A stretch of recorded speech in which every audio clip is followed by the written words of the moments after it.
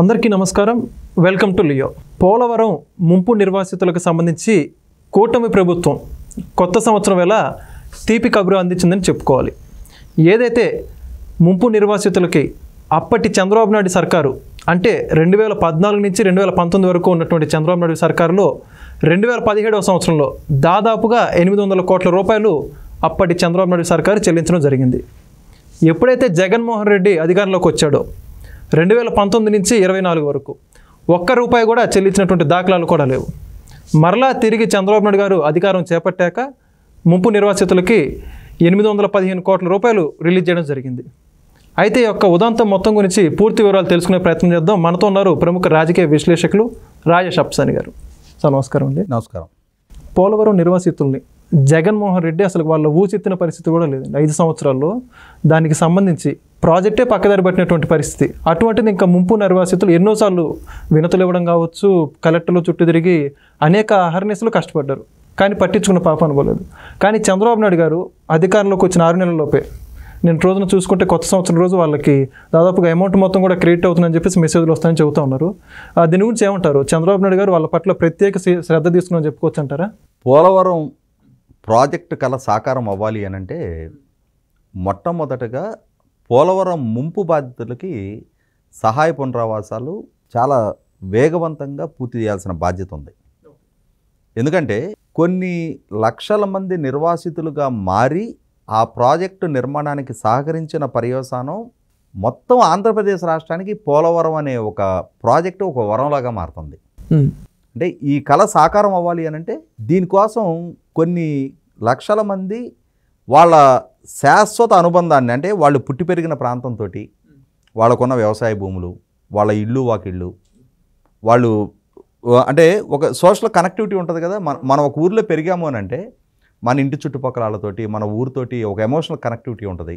మనం పెంచుకున్న చెట్టు, మనం సేద్దీరిన అరుగు, ఈ ఎమోషనల్ బాండింగ్ మొత్తాన్ని తెంపేసుకొని వాళ్ళు వేరే ప్రాంతాలకి వలస వెళ్ళిపోతూ ఆ ప్రాంతాన్ని ఖాళీ చేస్తేనే అక్కడ ఒక ప్రాజెక్ట్ నిర్మాణం కళ సాకారం అవుతుంది.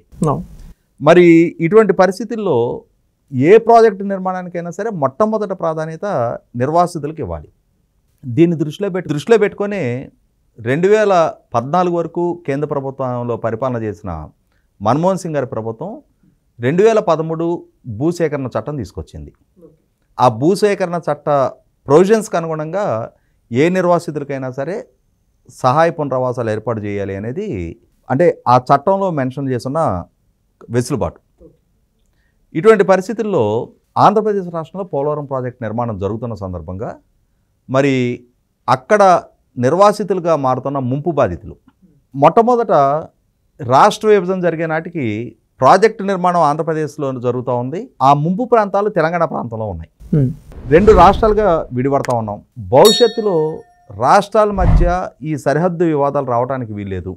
ముంపు ప్రాంతం తెలంగాణలో ఉంటే తెలంగాణ ప్రాంతం ఆంధ్రప్రదేశ్ రాష్ట్ర ప్రయోజనాల కోసం ఒకవేళ వాళ్ళు ఈ ముంపు ప్రాంత సమస్యని అడ్డుగా పెట్టి ఈ ప్రాజెక్ట్ నిర్మాణానికి ప్రతిబంధకాలు సృష్టించాలి అని అంటే, లీగల్గా దాన్ని ఒక కాంప్లికేటెడ్ ఇష్యూగా మార్చాలి అని అంటే ఖచ్చితంగా ఆంధ్రప్రదేశ్ రాష్ట్రానికి రాష్ట్ర విభజన సందర్భంగా కేంద్ర ప్రభుత్వం ద్వారా దక్కిన జాతీయ ప్రాజెక్టు నిర్మాణ కళే సాకారం కాదు.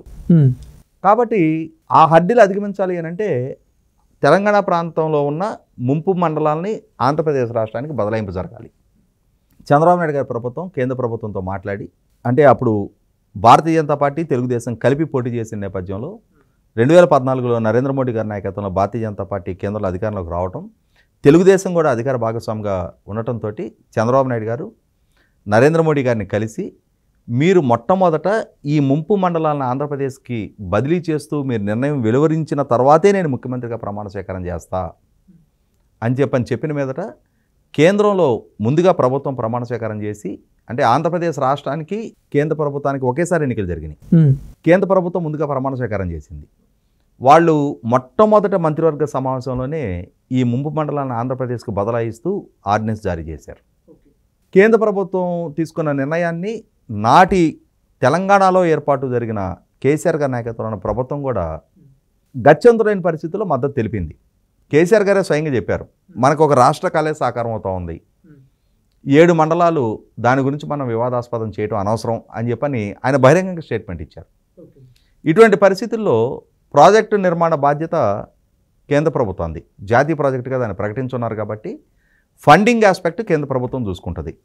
కానీ ఎగ్జిక్యూషన్ ఆఫ్ ది కన్స్ట్రక్షన్ ఇది నీతి ఆయోగ్ ద్వారా ఆంధ్రప్రదేశ్ రాష్ట్ర ప్రభుత్వానికి కేటాయింపు చేయడం జరిగింది.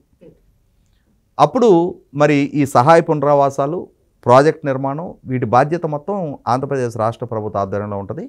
పోలవరం ప్రాజెక్ట్ అథారిటీ దాన్ని పర్యవేక్షిస్తుంది. మరి ఈ సహాయ పునరావాసాలు వాళ్ళకి అంటే అక్కడి నుంచి రీలొకేట్ అవుతున్న వాళ్ళకి కాలనీస్ నిర్మాణం చేయాలి. ఆ కాలనీస్కి కావాల్సిన ఎమ్యూనిటీస్ ప్రొవైడ్ చేయాలి. అలాగే వాళ్ళు వేరే దగ్గర నివాసాలు ఏర్పాటు చేసుకోవడానికి నష్టపరిహారం, ఇక్కడ వాళ్ళు కోల్పోతున్న ఆస్తులకి నష్టపరిహారం చెల్లించాలి. ఈ ఒక చాలా పెద్ద ప్రక్రియ ఇది. ఫస్ట్ అసలు ఎవరెవరు అక్కడ అసలు నిర్వాసితులు వాళ్ళని ఐడెంటిఫై చేయాలి. ఐడెంటిఫికేషన్ పీరియడ్ అంతా కంప్లీట్ చేసి ఆ రికార్డ్స్ తయారు చేసి ఎవరెవరికి ఎంత నష్టపరిహారం ముట్టుద్ది అనేది. అక్కడేంటి గిరిజనులు, నాన్ గిరిజనులు ఉన్నారు.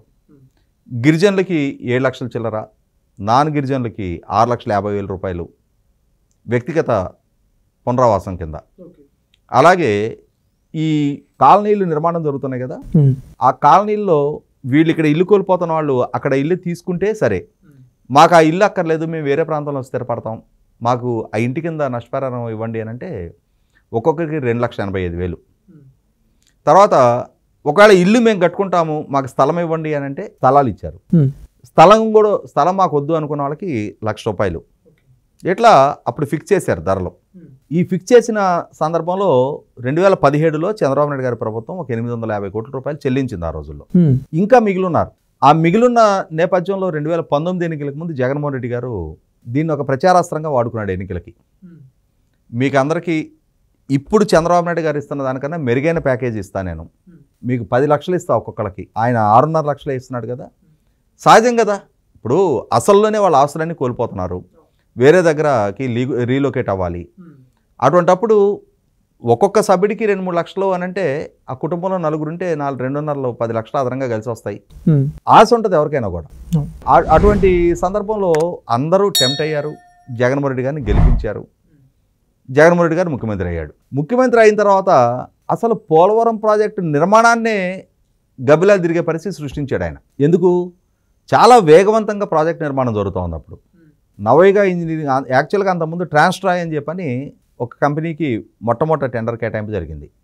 వాళ్ళు సమర్థంగా నిర్మాణ కార్యక్రమాన్ని కొనసాగించట్లేదని చెప్పని కేంద్ర జలశక్తి శాఖ మంత్రి నితిన్ గడ్కరీ గారు రాష్ట్ర ప్రభుత్వం కలిసి మాట్లాడుకొని వాళ్ళకి కూడా సర్ది చెప్పి మీ వల్ల కావట్లేదు కాబట్టి మీకు మీరుగా తప్పుకోండి అని చెప్పని వాళ్ళకి ఏదో తృణోపణమో ఇచ్చుంటారు. దాంతో వాళ్ళు లీగల్గా బ్యాటిల్ చేయలే, వాళ్ళు తప్పుకోవడానికి సిద్ధపడ్డారు. అప్పుడు కేంద్ర జలశక్తి శాఖ ద్వారానే రికమెండ్ చేయబడి నవయుగ వాళ్ళకి కేటాయింపు చేశారు. నవయుగ వాళ్ళు ఎంత వేగంగా నిర్మాణం చేశారు అని అంటే 24 గంటల్లో అత్యధిక కాంక్రీట్ వేసి చైనాలో 3 గార్జెస్ ప్రాజెక్టు నిర్మాణం అప్పుడు చైనా ఇంజనీర్లు సాధించిన ఘనతను కూడా బ్రేక్ చేసి గిన్నిస్ రికార్డు సృష్టించారు.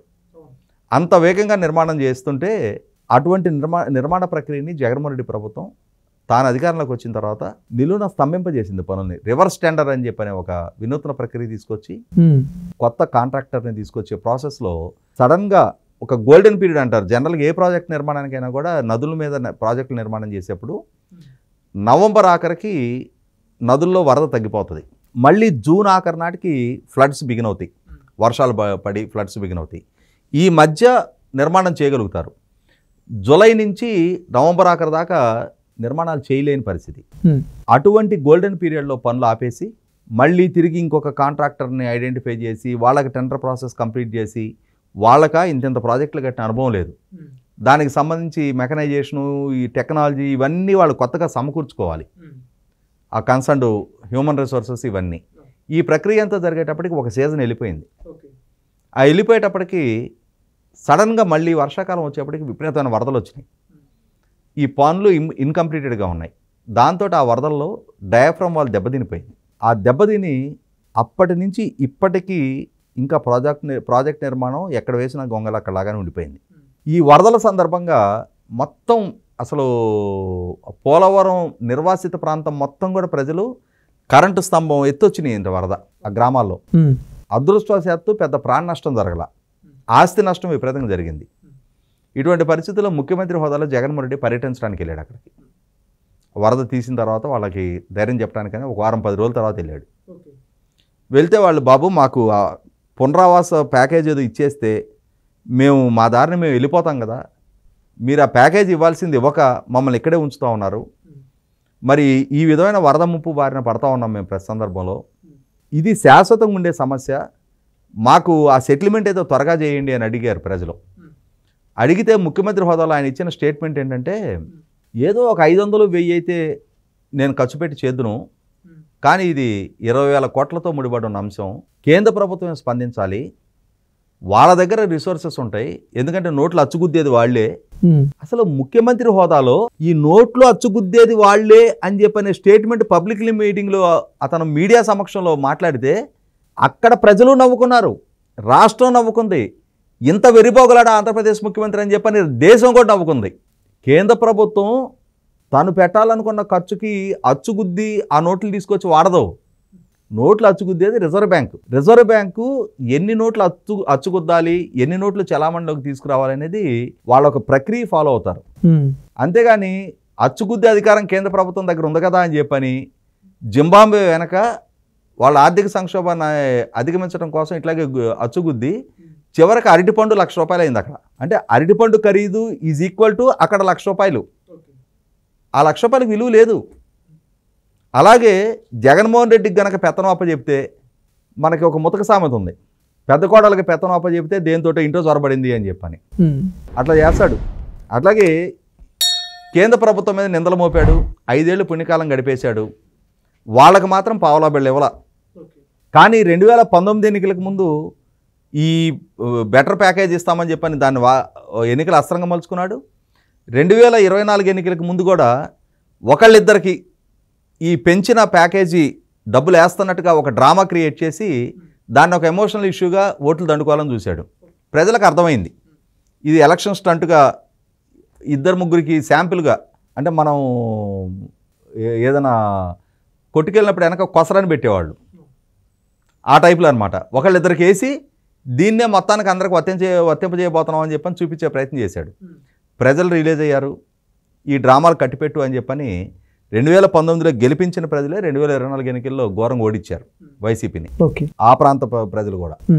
ఇప్పుడు చంద్రబాబు నాయుడు గారి ప్రభుత్వం తమ చిత్తశుద్ధిని నిలబెట్టుకుంటా నిన్న 815 కోట్ల రూపాయలు ఒక్కరోజు, అది కూడా ఆ నిర్వాసితులకి కనీసం ముందస్తు సమాచారం కూడా లేకుండా, ఎందుకంటే వాళ్ళకి సంబంధించిన డేటా మొత్తం ప్రభుత్వం దగ్గర అందుబాటులో ఉంది, వాళ్ళ ఆధార్ కార్డులు, వాళ్ళ బ్యాంక్ అకౌంట్ డీటెయిల్స్ అన్నీ కూడా. దాంతో ప్రభుత్వం నిన్న జగన్మోహన్ రెడ్డి చెప్తూ ఉంటాడు కదా, డీబీటీ నేను బటన్ నొక్కా అని చెప్పని, ఆయన పావులా ఇచ్చి ₹1 ప్రచారం చేసుకునేవాడు. కానీ నిన్న ప్రభుత్వం 815 కోట్ల రూపాయలు పరిహారం వాళ్ళ అకౌంట్లకి జమ చేసి కూడా ప్రభుత్వ పరంగా ఒక ప్రకటన లేదు, ఒక ప్రెస్ మీటు లేదు, ఒక ఆర్భాటపు ప్రచారం చేసుకోవాల. వాళ్ళకి ఆ పరిహారం చెల్లింపజేయటం మన బాధ్యత, వాళ్ళకి మనం ఏదో అనీవెన్ బెనిఫిట్ చేయటం లేదు, దీన్ని మనం ప్రచారాస్త్రంగా మలుచుకోకూడదు. జగన్మోహన్ రెడ్డి అతను తప్పు చేస్తున్నాడని చెప్పని అతనికి బుద్ధి చెప్పి ఇవాళ మనం గడ్డిగా రావకూడదు. అతను చేసిన తప్పు ఏంటనేది ప్రజలకు నిర్ధారణ అయింది కాబట్టి వాళ్ళు అతనికి ఏ స్థానం ఇవ్వాలో ఆ స్థానం ఇచ్చారు. మన బాధ్యత మనం నిర్వర్తిస్తున్నాం, దీన్ని ప్రచారంగా వాడుకోకూడదని చెప్పని ఆఖరికి ఇరిగేషన్ శాఖ మంత్రి నిమ్మల రామానాయుడు గారు కూడా కనీసం మీడియా ముందుకు వచ్చి దీన్ని ఒక అంశంగా మలిచే ప్రయత్నం చేయలే.